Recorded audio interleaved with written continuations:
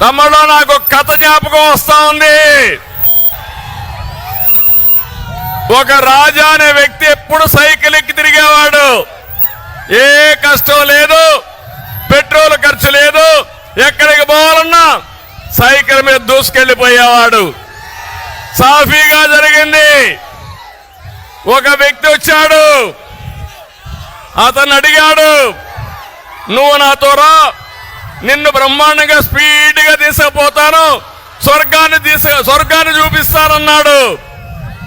Motor bike ఎక్కించుకున్నాడు. కొంత దూరం పోయాడు, పెట్రోల్ అయిపోయింది, పెట్రోల్ కొట్టించమన్నాడు. అతను అనుకున్నాడు, ఎక్కాము, ఏం చేయాలో తెలియదు, పెట్రోల్ కొట్టించాడు.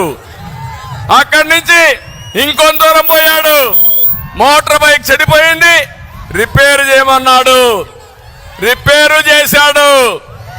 ఇంకొంత దూరం పోయాడు, చీకటి పడింది, మోటార్ బైక్ నిలబెట్టి ఒళ్ళుపై నుండి అన్ని కూడా దోచుకొని పారిపోయాడు. అంటే మీరు గుర్తుపెట్టుకోవాలి, ఈరోజు ఈ ప్రభుత్వం మీకేం చెప్పింది? కరెంటు ఛార్జీలు పెంచమని చెప్పారా లేదా? పెట్రోల్ డీజిల్ పెంచమని చెప్పారా లేదా? నిత్యావసర వస్తువుల ధరలు పెంచమని చెప్పారా లేదా? అదే జరిగింది.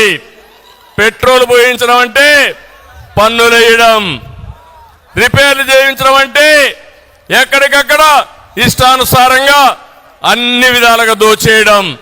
మూడోది, రాష్ట్రాన్నే విధ్వంసం చేశాడు. ఈ విషయం మీరు గుర్తుపెట్టుకోవాలి. ఈ రోజు ఈ జిల్లాలో ఏ రోడ్డైనా బాగుందా తమ్ముళ్ళు అని మిమ్మల్ని అడుగుతున్నా.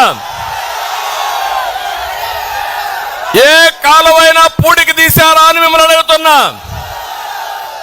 ఏ డ్రైనేజీలైనా పూడికి తీశారా అని మిమ్మల్ని అడుగుతున్నా.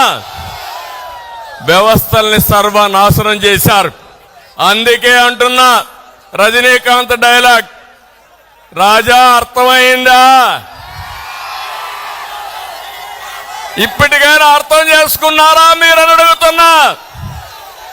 రేపు రాబోయే ఎన్నికల్లో చిత్తుగా ఈ పార్టీని వదిలిపెట్టి భూస్థాపితం చేయడానికి సిద్ధంగా ఉన్నారా తమ్ముళ్ళు అని మిమ్మల్ని అడుగుతున్నా, ఆడబిడ్డలను అడుగుతున్నా.